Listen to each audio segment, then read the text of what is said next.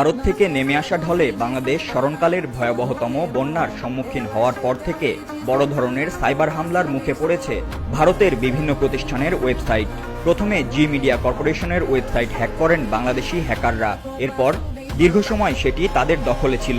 পরে সেটি ফেরাতে পারলেও দেশটির রাষ্ট্রীয় বিভিন্ন গুরুত্বপূর্ণ প্রতিষ্ঠানের ওয়েবসাইটে সাইবার হামলা শুরু করেছেন হ্যাকাররা। বাংলাদেশি হ্যাকার গ্রুপগুলোর দাবি, 21 আগস্ট থেকে এ পর্যন্ত ভারতের অন্তত 15টি ওয়েবসাইট হ্যাক করেছে তারা, যার মধ্যে আছে ভারতীয় পুলিশ, সেনাবাহিনী, সবচেয়ে বড় payment gateway BharatPe, Indo Tibet সীমান্ত পুলিশ, দিল্লি মিউনিসিপাল কাউন্সিলের ওয়েবসাইট।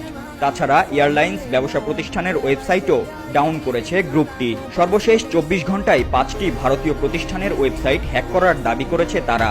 সেগুলোতে প্রবেশ করলেই চোখে পড়ছে ওয়েবসাইটটি বাংলাদেশি হ্যাকাররা দখলে নিয়েছেন। লেখা দেখানো হচ্ছে, আমরা ভারতীয় সাইবার স্পেস ধ্বংস করে দিব।